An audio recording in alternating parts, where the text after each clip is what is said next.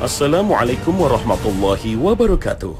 Pagi ini, Khazanah kembali menyajikan kepada Anda embun-embun ilmu yang terpendam dalam luasnya Khazanah Islam. Di sebagian masjid di tanah air masih kita jumpai seorang imam membawa mushaf dan membacanya saat menjadi imam tarawih.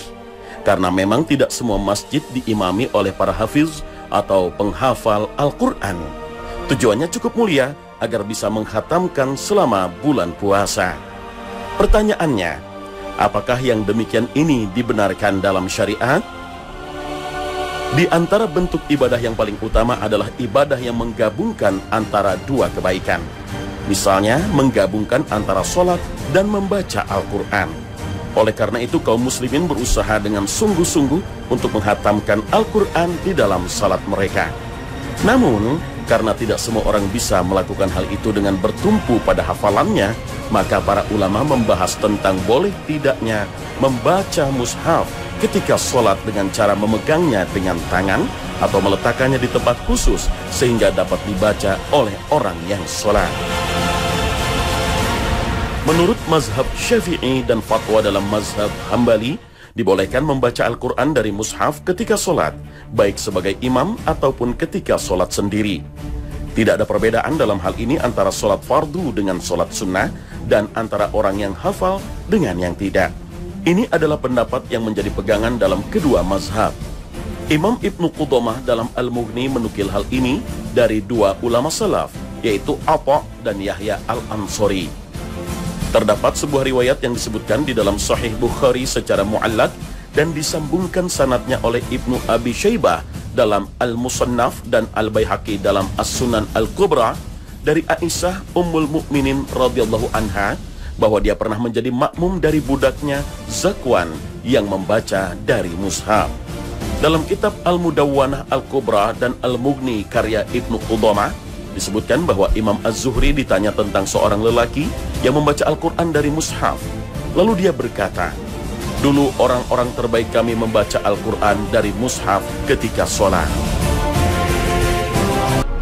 Imam Nawawi di dalam Al-Majmu' berkata, seandainya orang yang sedang sholat membaca Al-Quran dari mushaf, maka sholatnya tidak batal, baik dia hafal Al-Quran atau tidak. Bahkan dia wajib melakukan hal itu jika dia tidak hafal surat Al-Fatihah. Bila orang tersebut terkadang membuka lembaran mushaf, maka sholatnya tidak batal. Al-Allamah Mansur Al-Buhuti, seorang ulama mazhab Hambali dalam Kasyaf Al-Qina berkata, orang yang sholat boleh membaca Al-Quran dari mushaf walaupun dia hafal apa yang dibaca. Lalu dia berkata, dalam hal ini sama saja antara sholat fardu dan sholat sunnah. Sedangkan para ulama mazhab Hanafi berpendapat bahwa membaca Al-Quran dengan mushaf ketika sholat dapat merusak sholat tersebut. Ini juga merupakan pendapat Ibnu Hazm dari mazhab Zahiri. Di antara dalil Ibnu Hazm dalam masalah ini adalah riwayat yang terdapat dalam kitab Al-Masahif karya Ibnu Abi Dawud dari Ibnu Abbas radhiyallahu an. Dia berkata, Amirul Mukminin Umar radhiyallahu an melarang kami mengimami masyarakat dengan membaca Al-Quran dari mushaf. Beliau juga melarang seseorang menjadi imam kami kecuali yang sudah baligh.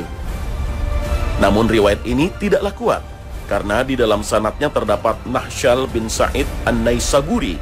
Statusnya adalah pembohong. Dalam At-Tarikh Al-Kabir, Al-Bukhari berkata tentang Nahsyal ini, di dalam hadis-hadisnya terdapat riwayat-riwayat munkar. An-Nasa'i berkata, dia tidak bisa dipercaya dan hadisnya tidak layak ditulis. Dalil lain yang digunakan oleh ulama yang melarang adalah bahwa membawa mushaf dan melihat ke dalamnya serta membuka-buka lembarannya adalah termasuk gerakan yang banyak. Tapi jika yang dipermasalahkan adalah gerakan membawa sesuatu ketika sholat, maka Rasulullah SAW sendiri pernah membawa Umamah binti Abil As di pundaknya ketika sholat. Ketika bersujud beliau meletakkannya, lalu ketika berdiri lagi beliau menggendongnya kembali. Adapun membuka-buka lembaran mushaf, maka terdapat beberapa hadis yang menunjukkan kebolehan melakukan gerakan yang sedikit ketika sholat. Membuka lembaran mushaf masuk dalam kategori amalan sedikit yang dimaafkan ini. Membaca dari mushaf tidak selalu merupakan gerakan yang banyak, karena pada umumnya gerakan ini hanya dilakukan sewaktu-waktu saja, mengingat lamanya jarak antara membuka satu lembaran dengan membuka lembaran berikutnya. Bahkan membuka lembaran itu sendiri termasuk dalam gerakan yang sedikit. Saat ini sebagian masyarakat memanfaatkan penyangga khusus yang tinggi dan diletakkan di depan imam untuk menaruh mushaf. Mushaf tersebut biasanya memiliki tulisan yang besar dan lembaran yang lebar, sehingga tulisan itu dapat terbaca satu atau dua lembar tanpa perlu melakukan gerakan membuka lembaran. Dua murid Abu Hanifah, yaitu Qadhi Abu Yusuf dan Muhammad bin Hasan Asy-Syaibani, berpendapat bahwa membaca Al-Quran dari mushaf ketika sholat adalah mutlak dimakruhkan, baik itu sholat fardu maupun sholat sunnah.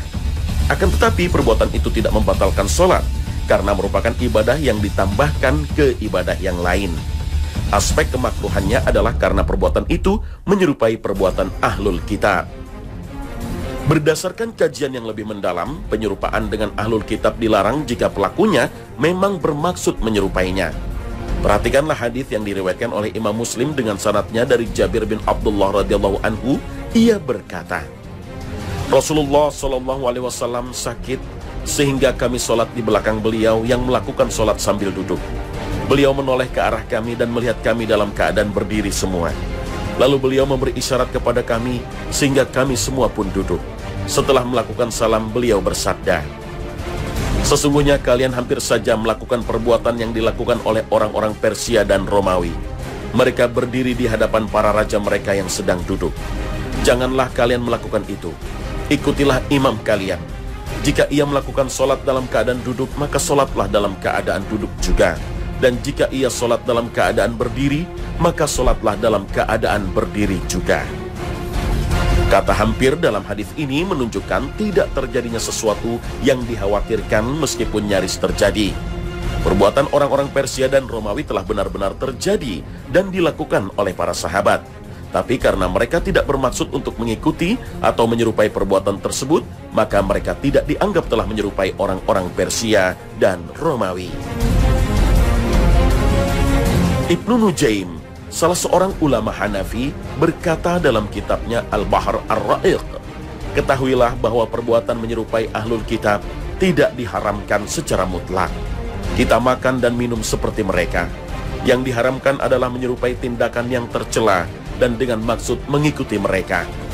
Oleh karena itu, seandainya tidak bertujuan untuk meniru mereka, maka menurut keduanya, Abu Yusuf dan Muhammad bin Hasan, hal itu tidak dimakruhkan.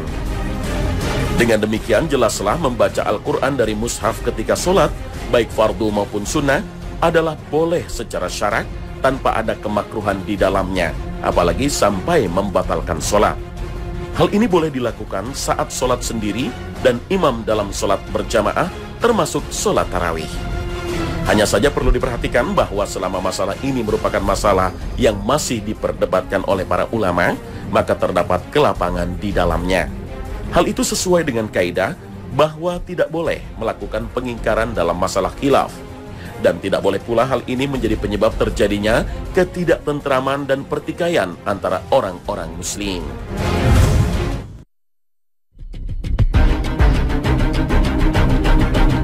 Pemirsa Khazanah, seringkali terjadi di bulan Ramadan saat melakukan sholat tarawih, seseorang datang ke masjid terlambat sehingga saat tiba di masjid, jamaah sholat sudah mulai sholat tarawih, padahal dirinya belum sholat isya.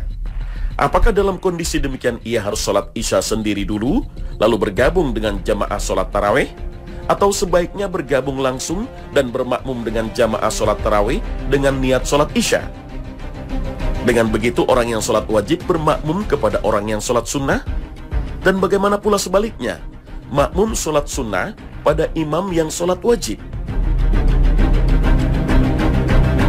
Masalah semacam ini bertumpu pada persoalan niat. Tepatnya perbedaan niat antara makmum dan imam. Apakah itu dibolehkan atau tidak? Seorang imam dan sang makmum memiliki niat yang sama berbeda. Memang permasalahan ini bukanlah permasalahan yang disepakati oleh ulama. Artinya, dalam kebolehan berbedanya niat imam dan makmum adalah perkara yang ulama berbeda pendapat di dalamnya. Dalam jajaran 4 imam mazhab, Dua di antaranya membolehkan perbedaan niat antara imam dan makmum, yaitu Imam Syafi'i dan Imam Ahmad bin Hambal. Sedangkan Imam Abu Hanifah dan Imam Malik melarangnya. Pendapat yang membolehkan lebih banyak diambil oleh kebanyakan ulama. Hal ini berdasarkan hadis masyhur Nabi SAW dari riwayat Umar bin Khattab radhiyallahu an.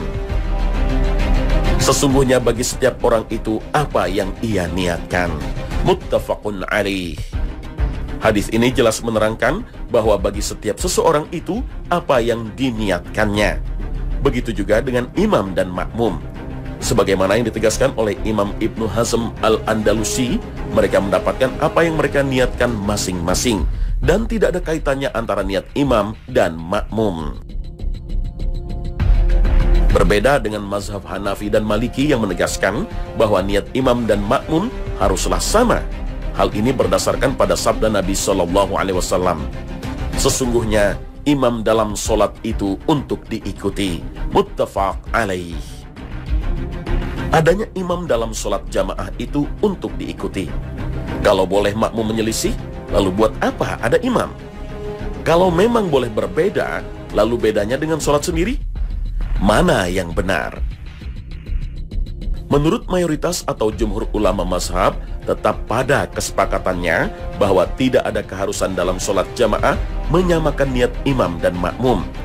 Yang diminta dalam solat berjamaah ialah si makmum berniat sebagai makmum.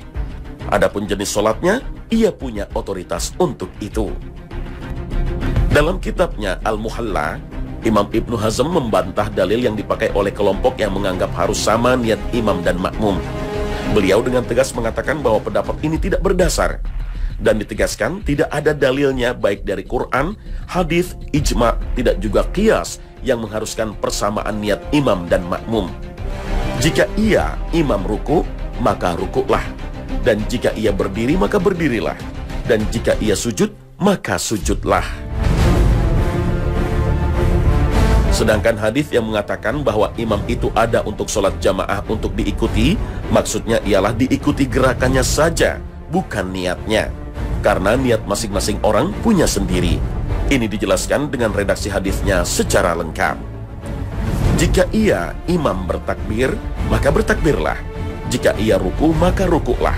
Dan jika ia berdiri, maka berdirilah. Dan jika ia mengatakan Sami Allahu liman hamidah, maka katakanlah Rabbana walakal hamdu. Dan jika ia sujud, maka sujudlah. Jadi bukan niatnya, akan tetapi hanya gerakannya saja yang diharuskan sama dan mengikuti imam. Lalu bagaimana dengan sebaliknya? Jika perbedaan niat antara makmum dan imam itu terjadi pada orang yang sholat sunnah bermakmum pada imam sholat wajib.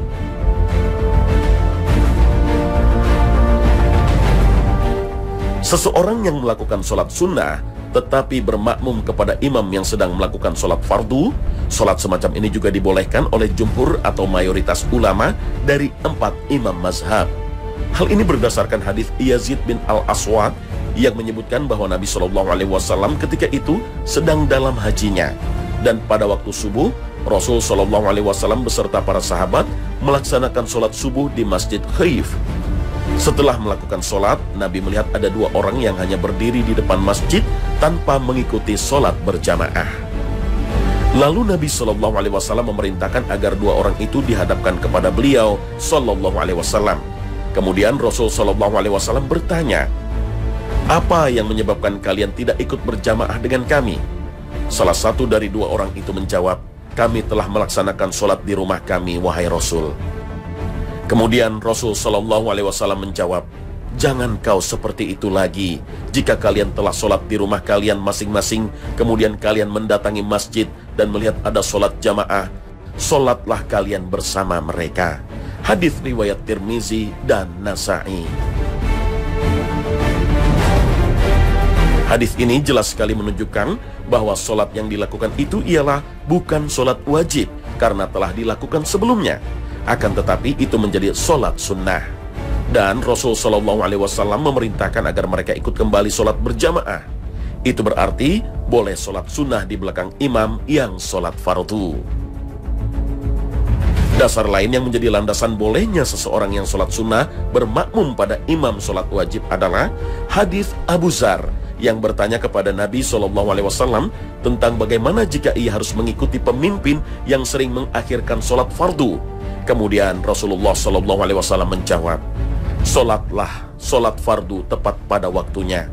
Dan jika kau harus ikut sholat bersama pemimpinmu yang mengakhirkan sholat, maka sholatlah bersama mereka. Sesungguhnya itu menjadi sunnah untukmu." Hadis riwayat Al-Bukhari dalam Al-Adab Al-Mufrad.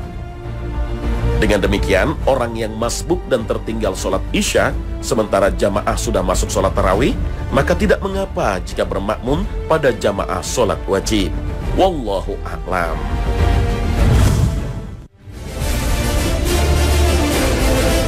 Pemirsa Khazanah, sebentar lagi memasuki bulan suci Ramadan.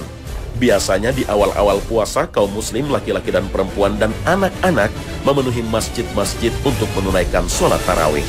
Bahkan seringkali saf jamaah wanita penuh dan membludak. Bukankah wanita lebih baik sholat sendiri di rumah? Apakah keutamaan ini juga berlaku pada sholat tarawih? Sholat tarawih hukumnya sunnah muakkadah, sangat dianjurkan. Dan yang lebih utama bagi para wanita dalam qiyamul lail atau ibadah malam adalah melakukannya di rumah. Hal ini berdasarkan sabda Nabi SAW, "Jangan kalian melarang istri-istri kalian ke masjid, akan tetapi rumah-rumah mereka lebih baik bagi mereka." Hadis riwayat Abu Dawud. Bahkan semakin sholatnya di tempat lebih tertutup dan lebih menyendiri, hal itu lebih baik lagi bagi wanita. Sebagaimana sabda Nabi SAW, sholat seorang wanita di ruang tidurnya lebih baik dibandingkan sholatnya di ruang tengah. Dan sholatnya di ruang kecil di rumahnya lebih baik dibandingkan sholatnya di ruang tidurnya. Hadis riwayat Abu Dawud. Dari Ummu Humaid, istri Abu Humaid As-Sa'di, sesungguhnya beliau datang menemui Nabi SAW dan bertanya, "Wahai Rasulullah, sesungguhnya aku suka sholat bersama Anda." Beliau menjawab, "Sungguh aku mengetahui bahwa engkau suka menunaikan sholat bersamaku. Akan tetapi sholatmu di kamar tidurmu lebih baik dibandingkan sholatmu di ruang tengah rumahmu. Dan sholatmu di ruang tengah rumahmu lebih baik dibandingkan sholatmu di masjid khusus rumahmu. Dan sholatmu di masjid khusus rumahmu lebih baik dibandingkan sholatmu di masjid di sekitar masyarakatmu. Dan sholatmu di masjid sekitar masyarakatmu lebih baik dibandingkan sholatmu di masjidku." Kemudian dia, Ummu Humaid, minta dibangunkan baginya masjid tempat sholat di tempat paling ujung rumahnya dan paling gelap. Maka beliau sholat di sana sampai bertemu dengan Allah Azza wa Jalla, wafat. Hadis riwayat Ahmad. Dengan demikian, bagi wanita, sholat sunnah termasuk sholat tarawih di rumah lebih baik daripada di masjid. Lalu apakah dengan demikian seorang wanita sebaiknya dilarang pergi ke masjid untuk melakukan sholat tarawih? Nah, pemirsa, jangan kemana-mana. Sesaat lagi Khazanah akan segera kembali. Pemirsa Khazanah, sholat baik wajib maupun sunnah di rumah bagi wanita memiliki keutamaan tersendiri. Akan tetapi keutamaan semacam ini jangan sampai menjadi penghalang para laki-laki untuk memberi izin kepada para wanita pergi ke masjid. Sebagaimana hadis Abdullah bin Umar radhiyallahu anhuma, dia berkata, "Saya mendengar Rasulullah SAW bersabda, janganlah kalian melarang para wanita pergi ke masjid jika mereka minta izin kepada kalian." Lalu Bilal bin Abdullah berkata, "Demi Allah, sungguh kami akan melarangnya."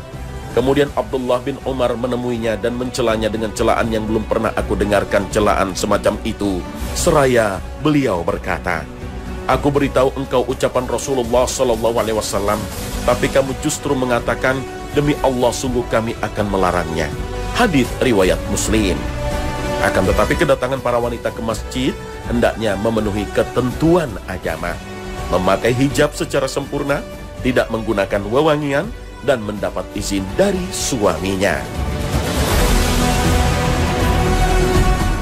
Pemirsa Khazanah, sampai di sini perjumpaan kita pagi ini. Terima kasih atas perhatian Anda. Akhir kata, wassalamualaikum warahmatullahi wabarakatuh.